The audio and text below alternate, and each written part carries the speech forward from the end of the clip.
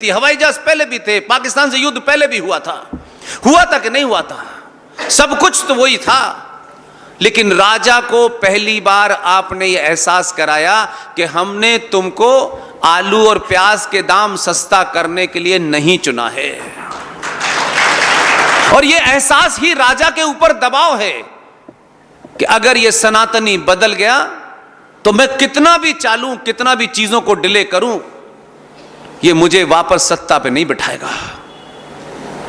एक बार का भरोसा इतना ताकतवर हुआ इस 700 सालों में कि दूसरी बार उसको समझ में आ गया, मुझे दोबारा 282 से 303 क्यों दिए हैं इन्होंने। और आपके इस साइलेंट, मैंने इसलिए कहा कि आपको 5 साल में एक काम करना है। मैं फिर कह रहा हूं, किसी पार्टी, किसी व्यक्ति विशेष के वोट देने लेने पे मेरा कोई लेना देना नहीं है। मैं एक बात समग्रता में कह रहा हूं ताकि आपको वो भाव मेरा चला जाए। आपने 19 में 282 से जैसे ही 303 की, सत्ता पे 2 लोग, बाकियों के बारे में मेरा ख्याल बहुत अच्छा नहीं है, 2 के बारे में है। अगर लीडर, टीम का कप्तान क्लियर है तो बाकियों की कोई हैसियत नहीं होती। उस आदमी को सोचिए, मैं तो खुले रूप से कह रहा हूं, और मैंने अभी कलकत्ता में कहा, लोगों ने कहा आप पॉलिटिकल भाषण नहीं देते, मैंने कहा नहीं देता, लेकिन अगर मुझे कोई बात कहनी है तो मुझे इस बात की चिंता नहीं है कि इस सभा के बाद कहेंगे पुष्पेंद्र जी ने किसी व्यक्ति विशेष का समर्थन किया। अगर मेरे दामन पर यह दाग भी लगता है कि मैंने किसी का समर्थन किया तो ये दाग इसलिए अच्छा है कि इस दाग लगने से अगर 2024 में वो आए जो बचे हुए काम कर सके तो कोई डर नहीं है, कोई दुख नहीं है मुझे, क्योंकि मेरी क्या हैसियत है। मुझ जैसे 350 आएंगे चले जाएंगे, लेकिन मैं ये जानता हूं कि भारतीय राजनीति को अगर आपने पढ़ा हो, जो मेरा विशेष सब्जेक्ट है, ये 24 700 साल के बाद मौका मिला है। अगर आप किसी भी कारणों से जाति के नाम पे मेरा तेरा ये वाला वो वाला, इसकी गिनती मत पूछिए। राजनीति को राजनीति की परिभाषा से चलाने वाला बड़े समय बाद आया है। नहीं, आदर्शवादी तो आपकी पार्टी में बहुत थे भाई, आदर्शवाद से चलाने कुछ हुआ नहीं। आदर्शवाद से घर चलता है, राष्ट्र नहीं चलता। राष्ट्र की जरूरत जो होती है उसे वही करना होता है। इसलिए जिसको भी चुने बार बार यह एहसास चलाएं कि हम तुम्हें चुन क्यों रहे हैं। इसलिए मैंने शुरू में ही कहा कि यह सभा मेरे लिए पहली है जिसमें राष्ट्रीय स्वयंसेवक के एक साधारण से कार्यकर्ता इतनी युवावस्था में हम लोगों के बीच नहीं है। आज उनकी पुण्यतिथि है, लेकिन उतने कार्यकाल में वो इतने गोपाल जी बना के गए हैं कि कभी सीकर में कोई पागल कुत्ता सर नहीं उठाएगा।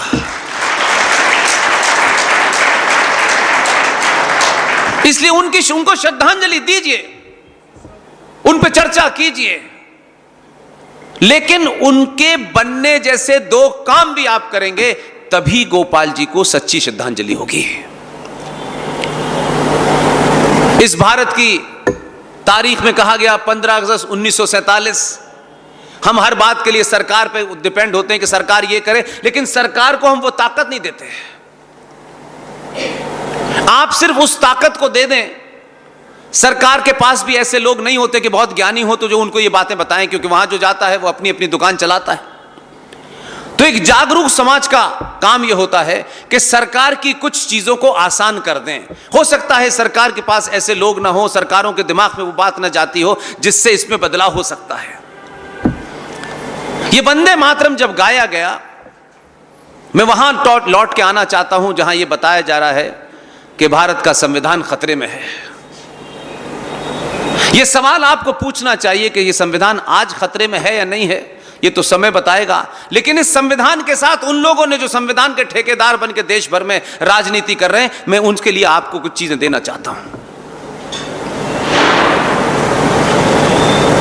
भारत की आजादी की घोषणा होनी थी,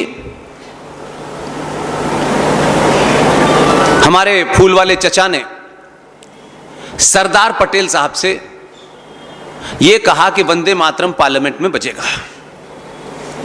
1937 में एक घटना हुई, उसको रेफरेंस के लिए बता दूं ताकि आप हिस्टोरिकली करेक्ट हो जाएं।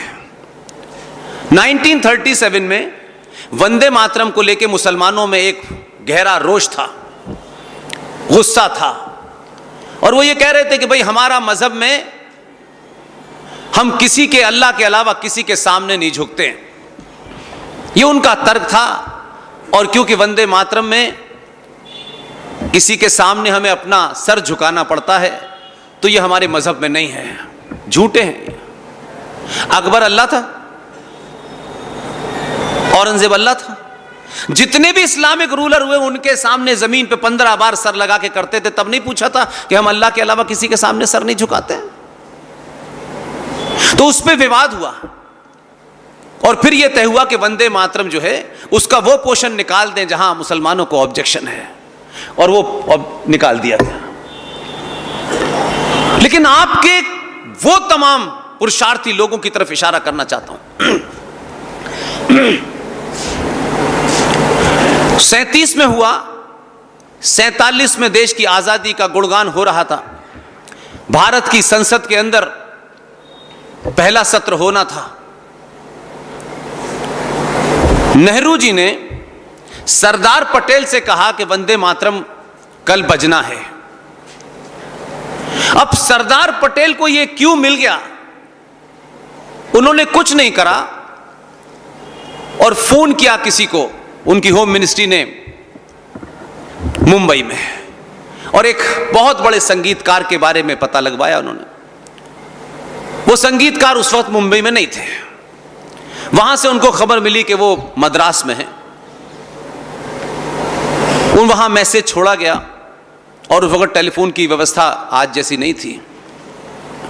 आप सोचिए कि 14 तारीख की दोपहर में सरदार पटेल को उनके घर से फोन आया कि ऐसे ऐसे होम मिनिस्टर के यहां से फोन आया था और वो संगीतकार जी आपसे बात करना चाहते हैं। सरदार पटेल ने उस बड़े संगीतकार से बात की।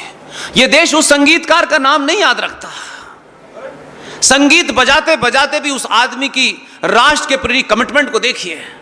संगीत अपनी जगह था। सरदार पटेल ने उनसे कहा कि मैं चाहता हूं कल भारत की आजादी की घोषणा होगी और संसद में वंदे मातरम गाया जाना है। मैं कभी कभी सोचता हूं ये कोई 70 साल पुरानी कहानी है, हजारों साल नहीं पुरानी है, और 70 साल किसी देश के जीवन में एक लम्हे के बराबर होते हैं। क्या लोग थे भाई। मैं तो जब जब इन बातों को बताता हूं उससे ही उनके प्रति अपनी श्रद्धांजलि प्रकट करता हूं। वो जीवित हैं कि उनके वारिस हैं, कौन है मुझे नहीं पता, लेकिन ये करते रहना चाहिए। अगर कोई भी वारिस अगर उनका इस धरती पर होगा तो कम से कम इसी बात से कुछ होगा कि जीते जी जिसको कुछ नहीं मिला या जिसने कुछ नहीं लिया, आज 2024 के भारत में उनका नाम इज्जत से लिया जा रहा है। जानते हैं उनका नाम क्या था? मैंने अपनी हर स्पीच में कहा, उनका नाम था पंडित ओंकार नाथ ठाकुर। इशू ये नहीं है। ओंकार नाथ ठाकुर से जब सरदार पटेल ने टेलीफोन पे बात की कि मैं चाहता हूं, हमारी पूरी संसद चाहती है कि कल जब आजादी की घोषणा हो तो आप वंदे मातरम गाएं। तो संगीतकार होते हुए ऐसा नहीं था कि उन्हें दुनिया का पता नहीं था। पंडित ओंकार नाथ ठाकुर ने जो सवाल सरदार पटेल के सामने रखा, सरदार पटेल से सिर्फ उन्होंने कहा कि मैं आपके लिए आने के लिए तैयार हूं, मैं आऊंगा, वंदे मातरम भी गाऊंगा, लेकिन मेरी एक शर्त है। अब हम सामान्य लोग अगर शर्त रखते तो साथ में कहते कि राज्यसभा भेज दीजिएगा। हम होते तो यही कहते क्योंकि हम बौने लोग हैं।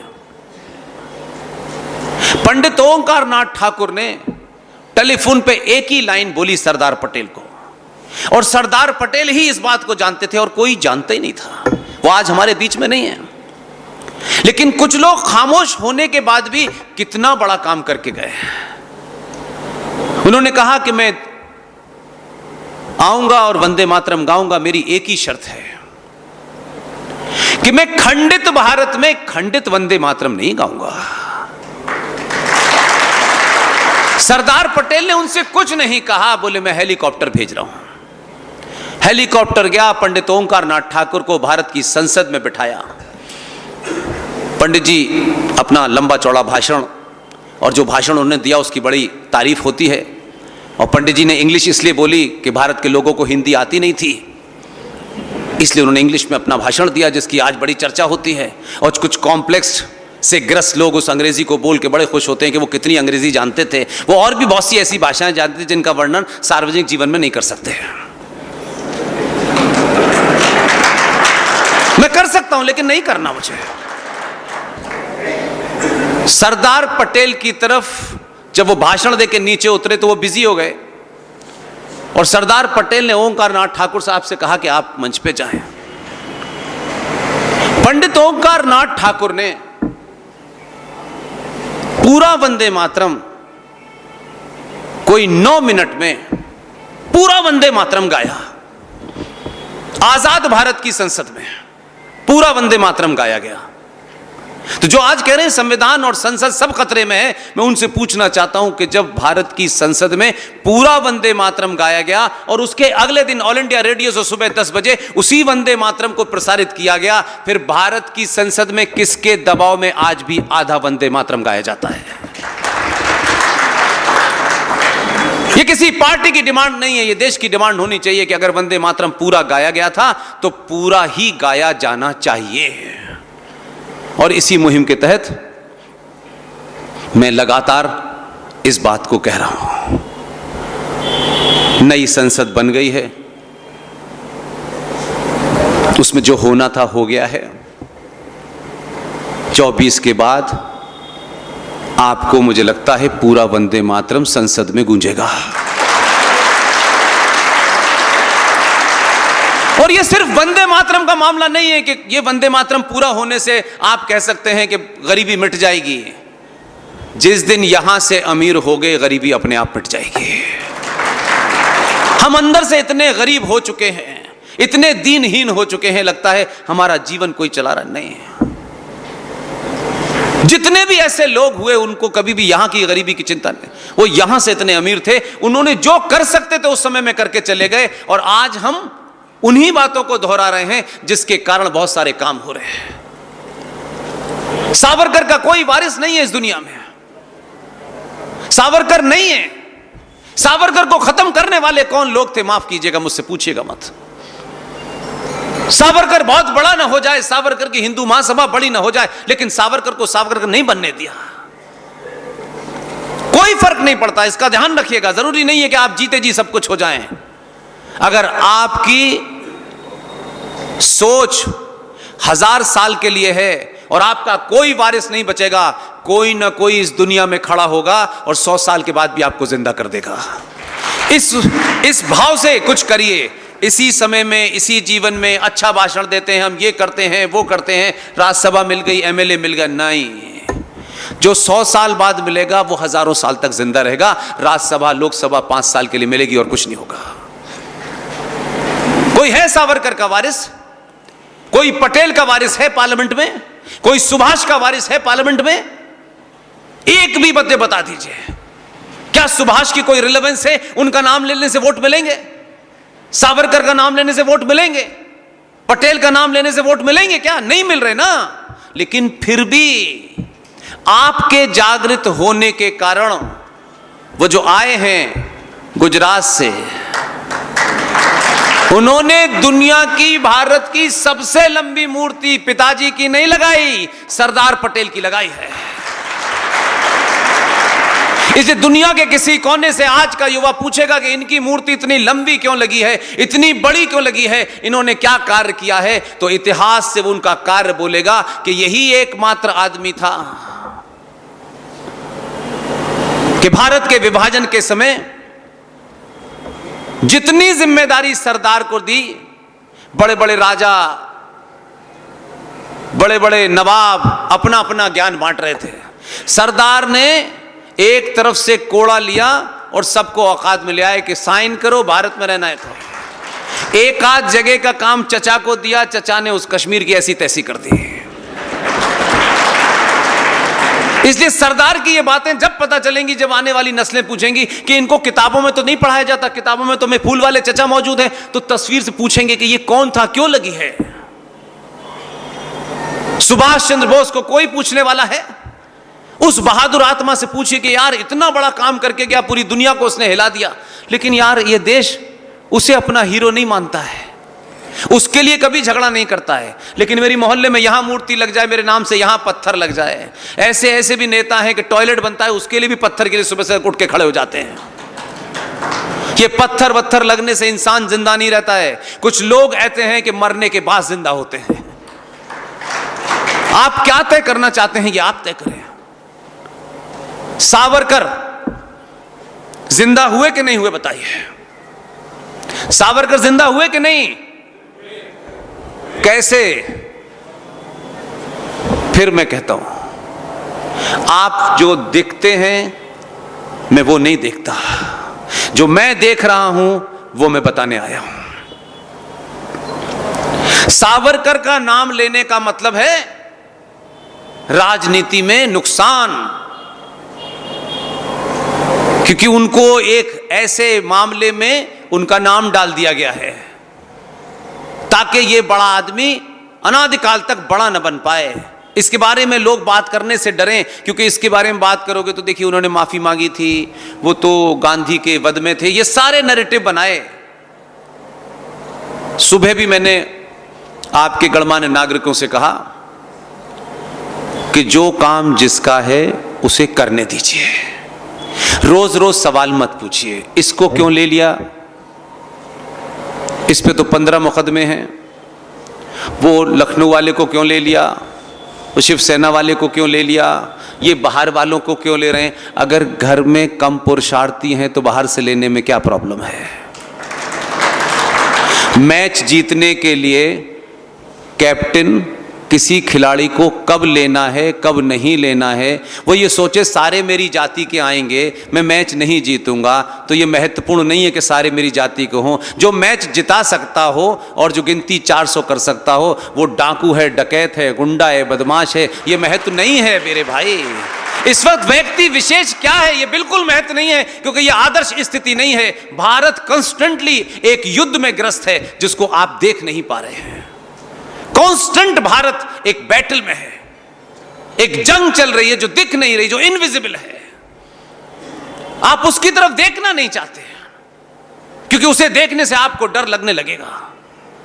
हम जैसे लोग रोज उसको जीते हैं, हर दिन जीते हैं, और कुछ भाग आप तक पहुंचाने की कोशिश करते हैं कि आप जो कुछ देख रहे हो सब कुछ राम राज्य है। ये नहीं है। एक एक दिन आप निकालते हैं अपने जीवन का और सही तरीके से घर वापस आ जाते हैं, यही कर हो पा रहा है, यह जीवन नहीं है। रात के 2 बजे आपकी बेटी सड़क पे कैसे कपड़े पहन के घूमना चाहती है, जिस दिन वो घूमे और 2 घंटे बाद घर पे गाना गाती आ जाए, तब समझ लीजिएगा राम राज्य है। ये सत्ताएं व्यवस्था करके, पुलिस लगा करके, ये कानून बना करके देश नहीं चलते हैं मेरे भाई।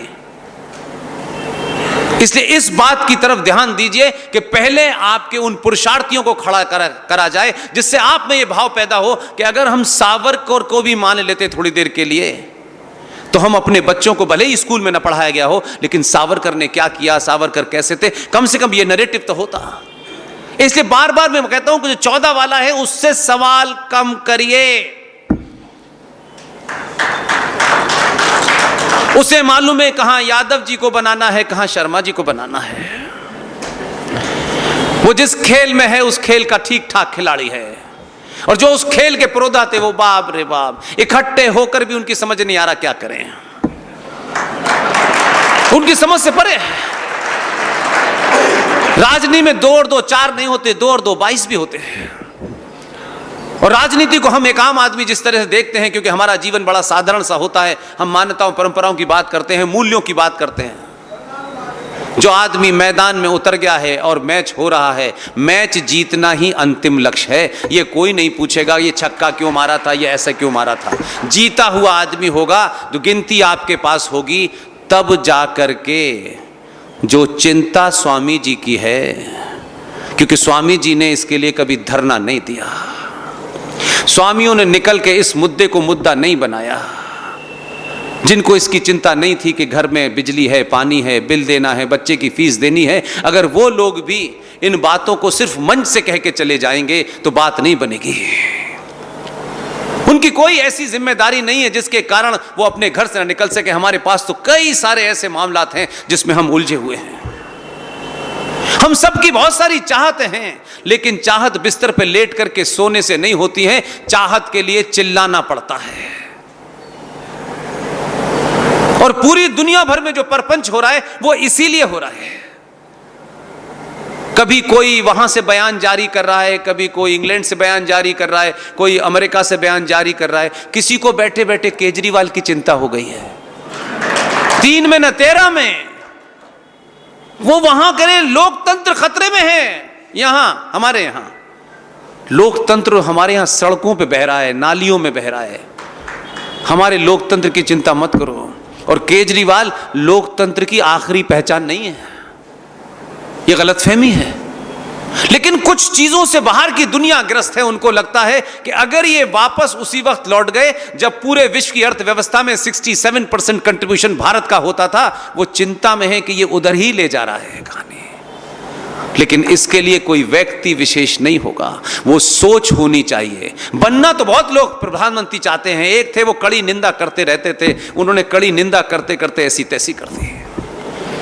जब दूसरे को आपने बनाया, उसने कड़ी निंदा नहीं की, उसने कश्मीर में रात में गया, एक बड़े जनरल को बुलाया, 1 to 1 बात की। उन्होंने किताब लिख दी, इसलिए सार्वजनिक हो गई है वो बात, अब कोई छुपी हुई नहीं है।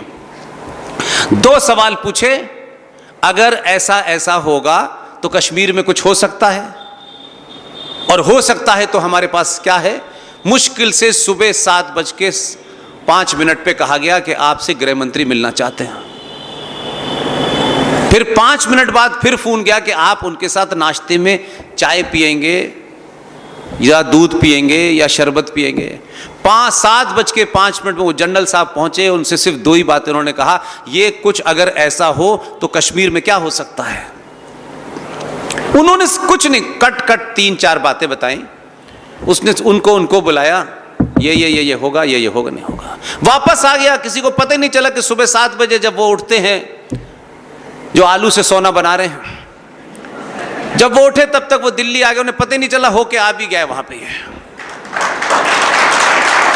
और किसी कार्य को करने का एक तरीका होता है, जो मैं बार बार कह रहा हूं कि जो आप हम सोचते हैं, सत्ताओं के पास दुनिया भर की इंफॉर्मेशन होती है, उनके पास हजारों ऑप्शंस होते हैं, वो उसमें कैसे उनको करना है ये काम उन पे छोड़ दीजिए। रोज रोज ज्ञान देना बंद कर दीजिए।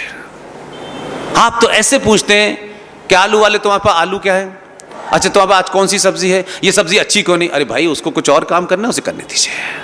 आप अपनी जिंदगी में कुछ दिन के लिए मान लीजिए कि हमने व्रत रखा है, एक 5 साल का व्रत और रख ले, इतना ही कर लीजिए बस। और जो कर रहा है उसको करने दीजिए, क्योंकि आपको रिजल्ट चाहिए ना, तो रिजल्ट हमारे कहने से नहीं आते हैं।